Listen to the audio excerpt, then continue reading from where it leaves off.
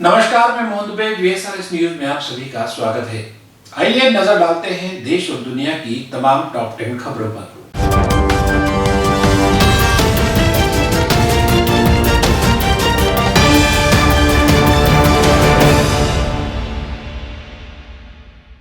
देश में ब्रिटेन में मिले ज्यादा खतरनाक कोरोना वायरस से संक्रमित मरीजों की संख्या बढ़कर 20 हो गई है। बुधवार को 13 नए मरीज मिले। ये किस प्रदेश से है ये साफ नहीं हो सका है। कल मिले 7 मरीजों में से एक यूपी, तमिलनाडु, आंध्र प्रदेश और तेलंगाना, जबकि 3 कर्नाटक के हैं। इस बीच सरकार ने ब्रिटेन आने जाने वाली सभी उड़ानों पर रोक 7 जनवरी तक बढ़ा दी है। पहले 22 दिसंबर की आधी रात से 31 दिसंबर तक ये रोक लगाई गई थी। प्रधानमंत्री नरेंद्र मोदी ने ईस्टर्न डेडिकेटेड फ्रेट कॉरिडोर के new Bhavpur, new Khurja section का उद्घाटन वीडियो कॉन्फ्रेंसिंग के जरिए किया। इसका फायदा ये होगा कि कानपुर दिल्ली रूट पर ट्रेनें लेट नहीं होंगी, मालगाड़ियां भी समय पर पहुंच सकेंगी। मोदी ने ऑपरेशनल कंट्रोल सेंटर की भी शुरुआत की। मोदी ने कहा कि आज का दिन भारतीय रेल के गौरवशाली अतीत को 21वीं सदी की नई ऊंचाई देने वाला है। हम सबसे बड़ा और आधुनिक रेलवे प्रोजेक्ट धरातल पर उतरते देख रहे हैं। इससे किसानों को भी फायदा होगा।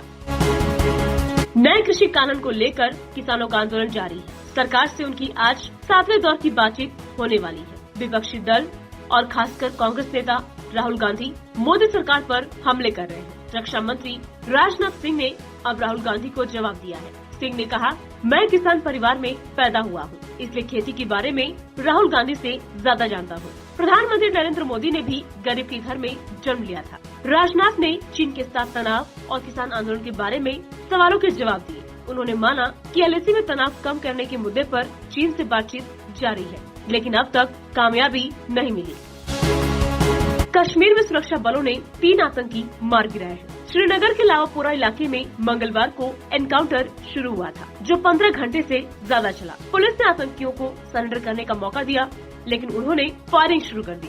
अभी पता नहीं चल पाया है कि मारे गए आतंकी किस संगठन के हैं। सर्च ऑपरेशन अभी भी जारी है।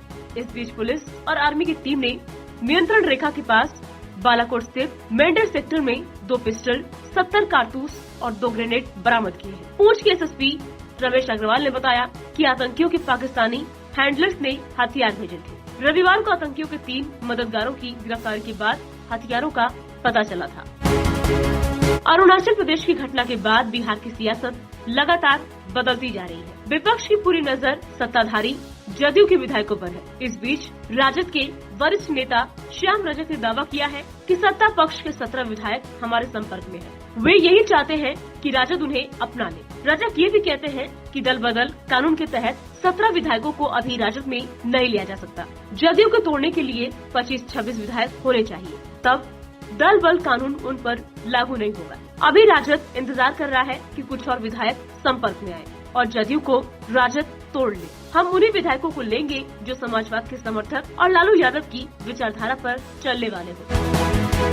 देश में जानलेवा कोरोना वायरस की वैक्सीन को लेकर जमकर बवाल हो रहा है। पहले मुस्लिम संगठन और अब हिंदू महासभा के स्वामी चक्रपाणी ने वैक्सीन पर सवाल खड़े किए हैं। स्वामी चक्रपाणी ने दावा किया है कि कोरोना वैक्सीन में गाय का खून है, इसलिए इसे देश में इस्तेमाल करने की मंजूरी नहीं मिलनी चाहिए। चक्रपाणी ने इसको लेकर राष्ट्रपति रामनाथ कोविंद को लेकर एक ज्ञापन भी भेजा है। स्वामी चक्रपाणी ने ज्ञापन में कहा है कि जब तक ये साफ न हो जाए कि ये वैक्सीन किस तरह से बनाई गई है और कहीं ये व्यक्ति धर्म के खिलाफ तो नहीं है, तब तक इस वैक्सीन का भारत में इस्तेमाल नहीं होना चाहिए।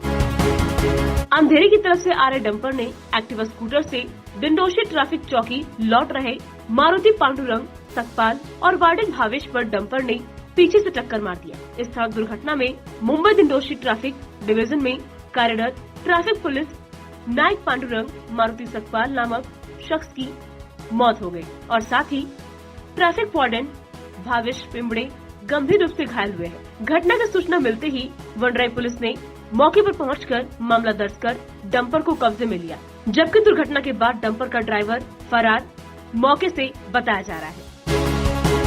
महाराष्ट्र में नए साल के जश्न पर कोरोना का ग्रहण लग चुका है। मुंबई, पुणे समेत सभी बड़े शहरों में 31 दिसंबर की रात 11 बजे के बाद से किसी भी तरह की पार्टी करने पर रोक लगा दी गई है। राज्य सरकार पहले ही पूरे राज्य के शहरी इलाकों में 5 जनवरी तक नाइट कर्फ्यू का ऐलान कर चुकी है। नए साल पर नियमों को कड़ाई से पालन करवाने के लिए मुंबई और पुणे में 31 दिसंबर की रात धारा 144 लागू कर दी गई है। मुंबई में सभी पुलिसकर्मियों की छुट्टी रद्द कर पूरे शहर में 45,000 पुलिसकर्मियों को तैनात किया गया है। वहीं पुणे में 5,000 और पिंपरी चिंचवड शहर में 2,000 पुलिसकर्मी तैनात किए गए हैं।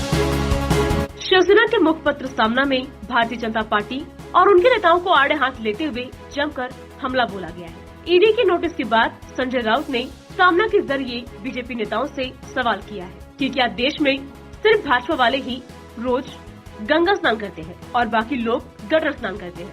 ऐसा कुछ है क्या?